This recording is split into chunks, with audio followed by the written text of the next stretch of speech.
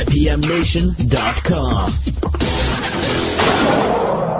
Katie Dobbins is here. You're not from New Hampshire, right? You're from Mass? I grew up in Guilford, New Hampshire. You grew up in Guilford? Yeah, okay. So I live in Mass now, but New Hampshire will always be home. Yeah. Okay. Very cool. Well, if you want, we can hear something if you want to play something for us, and then we can chat for a bit. Yeah, let's do it. All right. Well, go ahead. Play whatever. That guitar sounds really good. Can you hear it okay? Absolutely. Yeah. Cool. And you can hear my voice okay? Yeah. Okay. Actually, why don't you pull it up a little bit closer, just so I can bring you down a little bit here. And how's this? Better? That's good. Yeah. Okay. But yeah, just whenever you're ready, just go ahead and go for it, and then we'll chat a bit afterward. This is a song from my record, She Is Free. And Katie, I'm sorry, there's headphones there too if you want them. I didn't even think to. Yeah, I trust you. It's up to you. Okay. This is a song from my record, She Is Free, and it's called Bring on the Fire. They said, when will you learn? If you play with fire, you're gonna get burned. But if you don't, you may never feel the heat at all. I'd rather burn alive than be too afraid to fall. Bring on the fire. There was a rebel of a man down in Tennessee.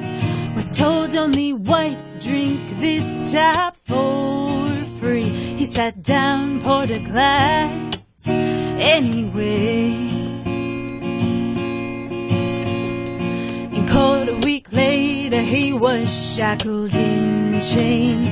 Said, yeah, I'm gonna do it again. Drink that water till my dying day.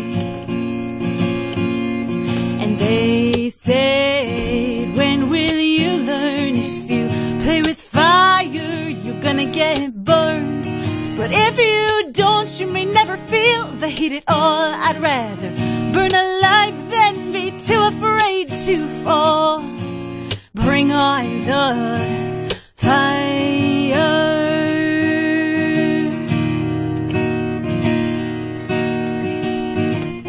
She loved him with all of her might, didn't care that her skin was white. They got married in the hot summer sun. They thought she was crazy, losing her mind, but she kept her heels and her head held high. Said that love was worth her life. When will we learn? When will we learn? When will we learn? When will we learn? It's not about glory, it's not about fight. I wanna do something with meaning tonight, but there's fear in our hearts from these words in our minds. To overcome that, we need one hell of a fire. And they'll say, when will you learn? If you play with fire, you're gonna get burned. If you don't, you may never feel the heat at all. I'd rather burn alive than be too afraid to fall. I don't wanna be too afraid to fall. I don't wanna be too afraid to fall. I don't wanna be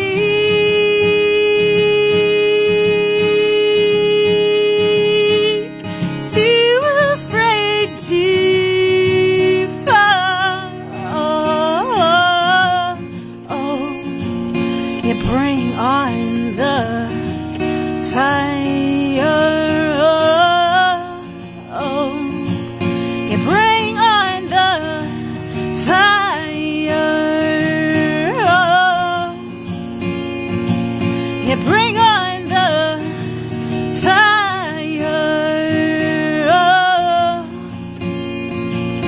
Yeah, bring on the fire. Very nice. Very Thank nice. you. Katie Dobbins here with us in the studio. We're also joined, by the way, by Glenn R.J. Willett, who he calls himself the People's Mayor. Well, I don't call myself that. People call me that. Right, of course. I didn't create that. Right, yes. Right.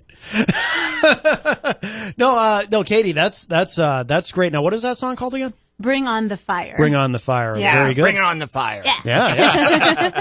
I wanted to ask you about, so I was reading about you, and you've got a great website, katiedobbinsmusic.com. And I was looking at your bio, and so can you talk to us a little bit, because it sounds like a pretty interesting story about how you first decided to really make a go at doing music and really, start to embrace and explore your creativity as a musician. Yeah, man, I've been doing music my whole life, and just for fun, for as long as I can remember, I've been immersed in different kinds of music, dance, singing, playing guitar, piano, all of it. But for a while there, I got really shy about it, kind of fearful, and I don't know, I just felt vulnerable. I was worried people wouldn't like it. Just kind of got in my head about it, stopped doing it for a long time. And then I had this kind of just, I don't know how else to say it, but it was a life-changing awakening moment. And I was like, man, it's been so long since I've followed my passions and really lived authentically the way that I want to live and followed my dreams. And I need to stop being scared of them and just come out and do it. And so I released this record called She Is Free. And when I announced that I was going to record an album, at the time, a lot of people didn't even know that I played music or was a singer-songwriter, because no kidding, I really just hadn't talked about it. So yeah, so I kind of did things backwards from some musicians. I did the record, and then I started playing a bunch of shows and everything. So, but it's been such a ride, and it's taught me that it's not worth it to hold yourself back from doing things, because you're not only hurting yourself, but you're actually hurting others, because when you have something burning that bright inside of you and you don't share it, then other people are kind of missing out too. And it's been really cool to hear stories of people that have connected with some of my stuff. And it's been awesome. What was it that was there something specific that helped you to finally sort of embrace what you really wanted to do and break out of that? I mean, it almost sounds like you were in this, because you said you kind of people didn't even know. It sounds like you were almost in this sort of self-imposed totally. prison. It's it was kind of like, life is good. Why change anything? I was comfortable, and there was a life-changing moment. I went through a breakup, and I went through some stuff, and I was, you might say, at a lower point, and I went to a Christian conference down in New York City, because my faith has always been really important to me, and the conference was actually called She Is Free. Okay. And it was all about empowering women and stepping out in faith and doing what you feel called to do. And I just felt a huge calling on my life to pursue music. And so, and so that's where the name for the record came from too. Oh, okay. Yeah. And then did you decide immediately right there that's what you were going to do, or was it sort of just the beginning of... It was the beginning, but I had a strong conviction that I was going to come home and play music. I knew that I was going to come home and join the worship team at church. Yeah. I was going to record some songs. I didn't know how yet. I hadn't mapped it out, but I knew that it was going to be a non-negotiable for me from that point on. So. And where do you record? Because everything that I've listened to on the, you've got a lot of music on your site. The She Is Free album is up there and everything. Yeah. And everything sounds really good. Where do you record? So that record was done in Guilford, New Hampshire at the Recording Co-op, which is now the Greenhouse Studio. So at the time I did it with Ryan Ordway, who now is located in Maine. But now the Greenhouse Studio is there, and it's still a phenomenal studio. Yeah. I forget the name of the person that runs it, but that's where my first record was made. And then now I'm actually recording down in Massachusetts on the South Shore in Rockland, Mass. with Sean McLaughlin. Very good. Very good. Yeah. I didn't realize that Ryan had moved away. I'm bummed to hear it. Ryan's awesome. Yeah. We probably, because you mentioned Guilford earlier, we probably know a lot of the same people. Yeah, I'm sure from the scene up there. But no, Ryan's great. Now, are you so you're now the studio that you're recording at now, how did you come to decide to record there? Because there's so many, as I'm sure you know. It's like there's a million studios out there. You know, a lot of musicians, they search for a studio, which is like super smart. And I definitely recommend that. But for me, I go with vibe and what feels right. And so my first record, it was the first place I looked, was the Recording Co-op. And I was like, this feels great. I love it. This is going to be great. And same thing happened with this next record that I'm working on. A friend of mine, Molly Brule, who's a wonderful singer-songwriter down in the Boston area, she just released an album in December, recorded at 37 Foot Productions with Sean, where I am now. And I just loved it, loved the production. I met Sean at her CD release show. He was super nice. We connected. And I reached out a couple months later, told him I was interested in seeing the studio. And then I went, and it was just like, I don't know, we talked for an hour and a half, good vibes, good conversation. It just felt right because a producer-artist relationship has to feel right. Because you spend so much time together, and there's so much creativity and brainstorming and cool stuff that happens. So it felt right, and I didn't look anywhere else. No, that's great. Yeah. Do you write everything yourself, or do you have any songwriting partners, or is it all you? Interesting that you should ask. I have always just written by myself. I do have one co-written song that was sort of an accident. It was during a guitar lesson. My teacher at the time was like, we're not going to do guitar today. We're going to do songwriting. So let's write a song together. And I was mortified, but it came out great. That's awesome. Yeah. And then right now, actually, Dr. Jack, who's opening for me on Friday at Pittman's, he and I are co-writing a song together specifically for that show. So, cool. Yeah, that's been really fun. He said it's the first time in his 50 years of songwriting that he's ever done a co-write. And it's my first time intentionally doing one. So. No kidding. Yeah. But, yeah. Oh, that's very cool. Now, so you're working on an album now. Is that going to be a full length? Or? Yeah, it's going to be. So it started out with I was going to do an EP, and then I just couldn't contain myself. So it is going to be a full 10-song record. Okay. Yeah, I'm always curious about that because it's, we live in an era where you have so many options online. Some people will record a full length. Some just want to do an EP. Some people just, put out singles, Yeah.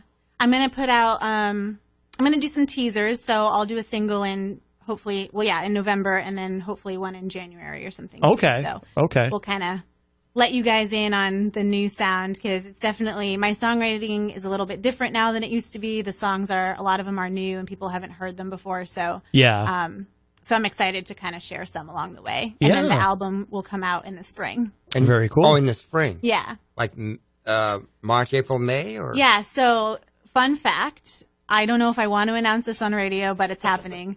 I turned 30 in March. So I'm actually going to release it on my 30th birthday. Okay. Oh, cool. And I'm going to do like a fun birthday party release show. That's not a bad thing. Extravaganza. Yeah, I'm excited. It's a good thing. You're younger than us. Especially him. Well, I'm younger than him. Well, I'm so old. Huh? But see, if you ever need backing vocals, though, this gentleman here has a golden throat. You're so funny. It's kind of an inside joke. I do not have a golden throat.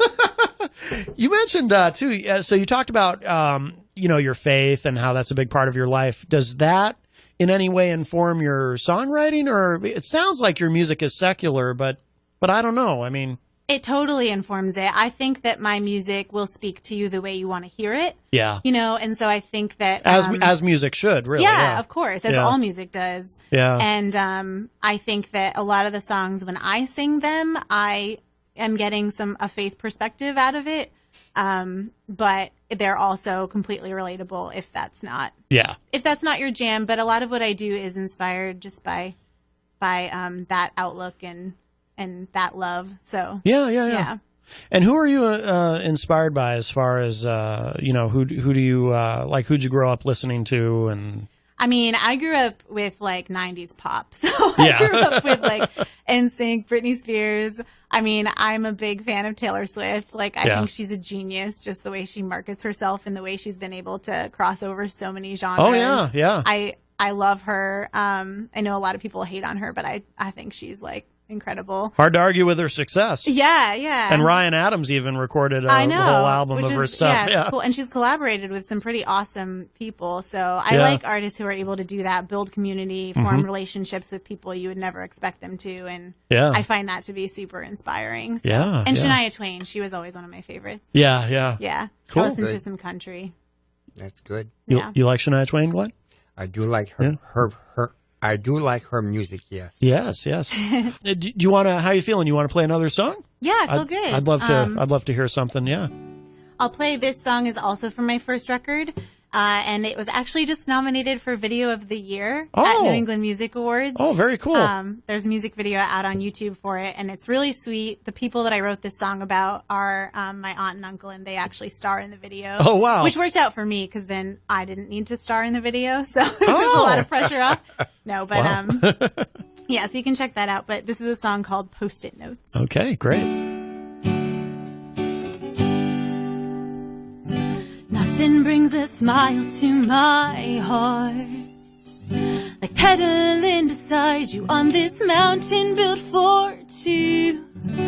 I knew right from the start, this love is not a race we're gonna lose. You are beautiful, you wrote on a post-it note, hung it on the fridge for me while I was still asleep. I'm the luckiest in the world. You wrote it on a post-it note, and I woke up to your words in the morning. And I've always had so much love to give. You challenged me to trust myself and all these things I feel. I'm changing and I feel so alive.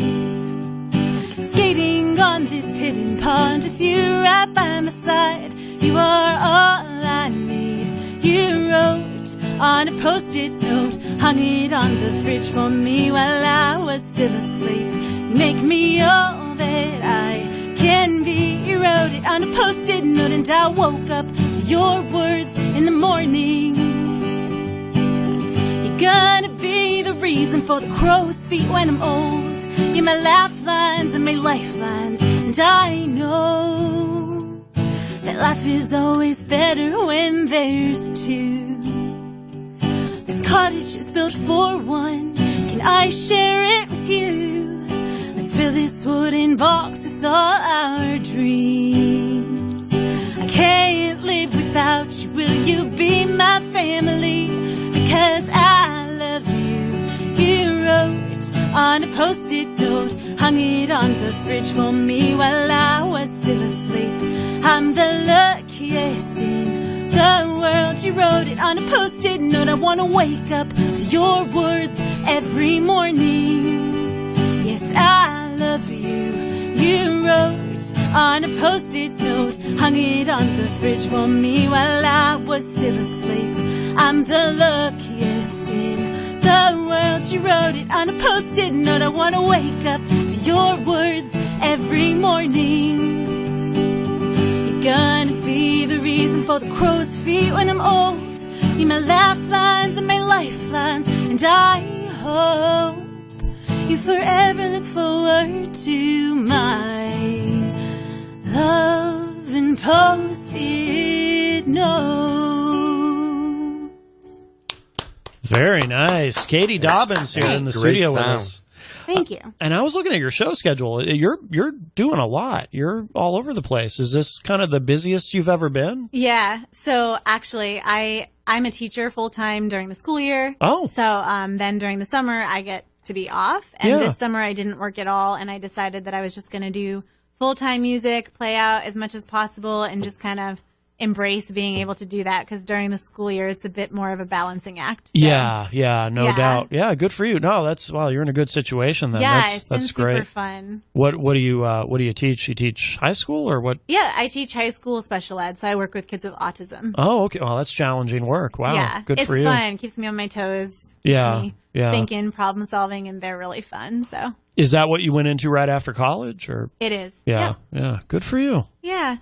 So that's really good. I always liked the idea of being a teacher, and then I ended up liking the actual job of being a teacher. Right, so I've been doing it for, I think, 7 years now. Oh, no kidding. Yeah. Well, you find something you love to do, and that's really the key to happiness, I think. So. Yeah. And, I love teaching, but I also love music so much. And it's funny because sometimes I get frustrated because I'm like, I want to give 100% to both, but it's so hard to juggle. And I get frustrated with it. But someone recently told me, they were like, you're really lucky that you have two careers that you're so passionate about, because some Absolutely. people don't even get one. That's right. And I was like, oh man, I didn't think about it that way. I'm so lucky. So you are. I yeah. am. Yeah. If you had to give one up, which one would you give up? That's a tough question. I think that right now I'm having so much fun exploring the music that I probably would just embrace it and go for it full time. Yeah. Knowing that teaching is something I can always come back to, but knowing that there might not be another time in my life where I will be able to just like hit the road with no strings attached and do whatever I want with music. Yeah. So I think just because of the timing and where I'm at right now, I would do music. I've been considering it, just kind of like hitting the road for a while, just like Sure, yeah. In other countries, it's really common to take a gap year and just follow a passion for a little while. Yeah. And we don't do that here, but wouldn't it be cool if we did?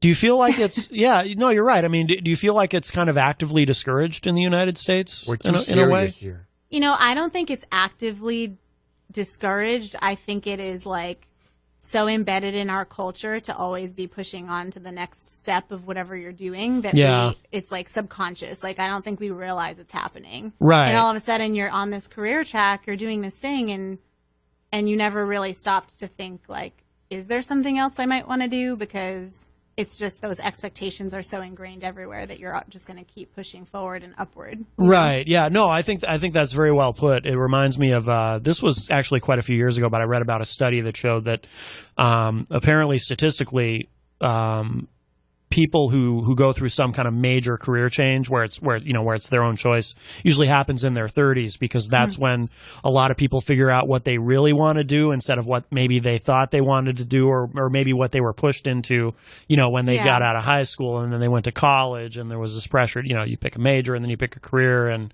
and then when they get into their 30s, that's when they realize, no, actually this wasn't what I wanted. I wanted this. Yeah. So, but to be happy in two careers, be thankful, because a lot of people go through a career and they've hated their jobs all their lives and have never changed. Yeah. I'm So, very fortunate. You are. Because I don't hate either of my Right. Yeah. either of my careers right now. So Yeah. Keeps it's you always happy. a good day, Yeah. No, that's a great position to be in. And by the way, you mentioned, aren't you up for, because I was listening to your interview with Rob on Granite State of Mind. And by the way, I should mention too, if anyone wants to hear that afterward, that's archived at WMNHradio.org, Granite State of Mind with Rob Azevedo and his interview with Katie. But aren't you up for a few different awards? Or I am. Yeah. Yeah. Video of the Year, Best in New Hampshire, Okay. and Album of the Year. Very nice. So, Yeah. Very good. Very good. Do you want to play one more song for us? Yeah. I have a quick. If I finger pick like this, can you hear that? Oh, Is that yeah. Too quiet? No, that's fine. Yeah. That's fine. That's coming through well. Yeah. I can hear it. Yeah. Alright. Oh, yeah, definitely. Then I'm gonna actually play a song off my record that I'm recording right now, Oh. and That's a treat. yeah, it's not available anywhere yet, but there is a live version from about a year ago of me playing with a band on it Okay. on YouTube. So you can find it there. Has this been played on the radio at all, or is this a world premiere? It has been played on the radio. I'm so sorry. Okay. Do you want me to Sorry. play something else? Do you want me to make up a song right now? Don't say yes. Okay. All right. We'll hear this one. This is called Jeep Song for all you people driving right now. Oh, very nice. I drive a Jeep. What kind? It's a red Jeep Patriot. Oh my gosh, I almost bought one of those. I Oh. love those. Yeah. Yeah. You should have bought one. I They're should great. have. Yeah. I know. I love those. Yeah. This song's about a Wrangler, though. Okay. Well, good enough. Take your foot off the clutch, easy now. Take that transmission down. I'll take you all over town in this wrangly top place crown. Put your foot on the gas, easy now. Turn up that radio sound. We're singing all over town in this wrangly topless crown. Don't stall on me, riding with the wind in our seats. Don't stall on me, I'm trying to believe.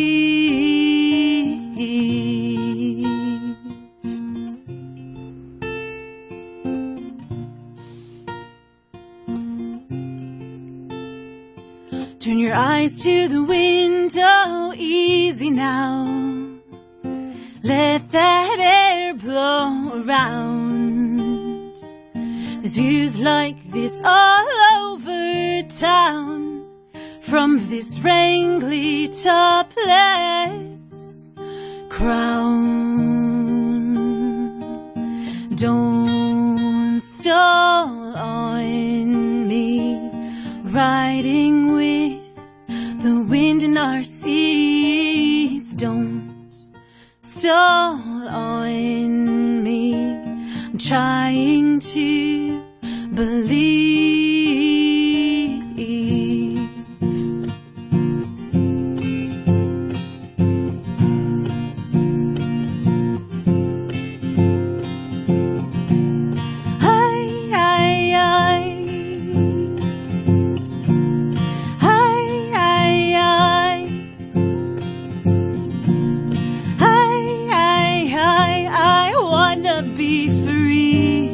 Wanna be free.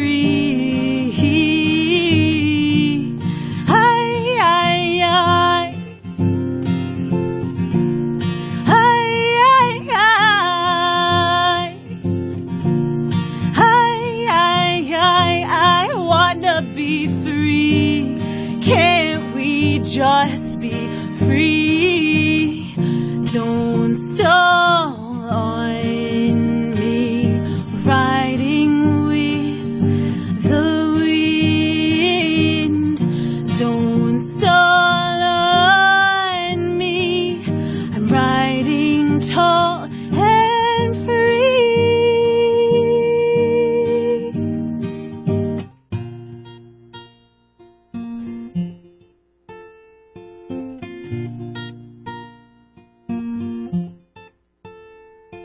Take your foot off the clutch,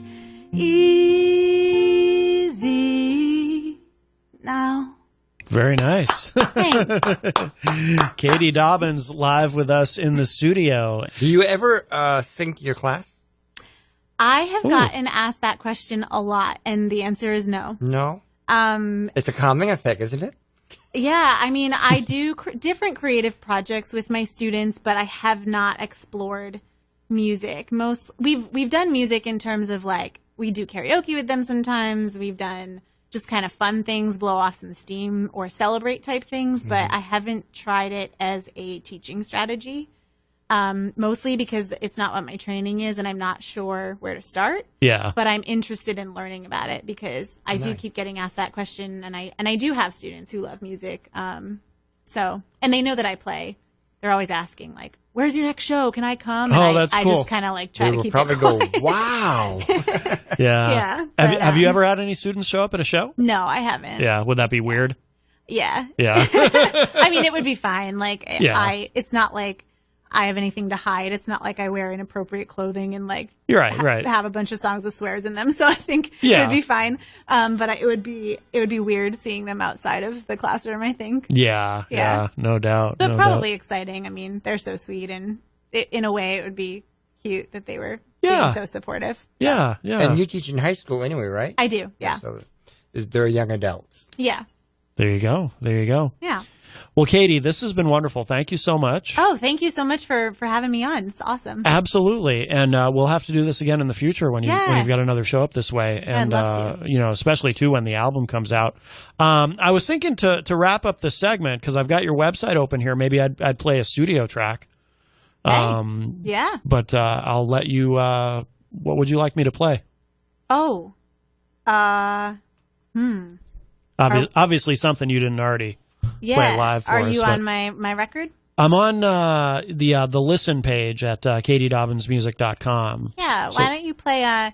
We talked about my story getting back into music, and I'll have you play Something to Be Found, which is the track that I wrote when I was kind of emerging out of that and trying to find myself and my passion again. Great, yeah. No, I had listened to this earlier, and I really like this track, and it's actually the first track on your album. She is Free. Yeah. So, all right, so we'll wrap up the segment with that. Everybody, stick around, take a listen to this. This is really great. Like I said, your studio stuff sounds really good. So, we will. Glenn and I will. Are you sticking around, Glenn R.J. Willett, the People's Mayor?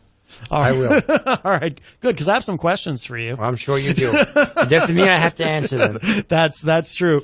All right, and Katie, thank you again. And this is Something to Be Found by Katie Dobbins from her album She Is Free. Will this road take me where I wanna go? Where that is, I have to say, I really don't know. I've been working hard just like I'm supposed to. But these 60-hour weeks, they don't come free. I try to be my best for everyone and everything. But somewhere along this path, I'm losing me. I can't remember the last time I wrote music or picked up my guitar and played a tune. Trust me, I know that I'm no Elvis, but that's something that I always love to do. Now I gotta get back to her, to that little girl.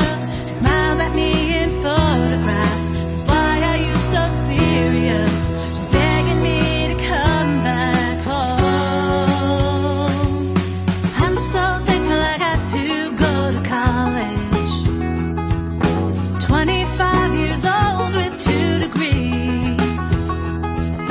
Life's not only about what's on that paper. I wanna see how far these legs will carry me. 'Cause I gotta get back to her, to that little girl. She's teasing me in photographs. Says, why are you so serious? She's begging me to come back home. Will this road take me where I wanna go? Where that is, I have to say, I really don't know. I'm driving now, hoping somewhere there's something to be found. Everything in me says I gotta get out and get back to her, to that little girl. She stares at me in photographs, her shining eyes delirious. She's begging me to come back home.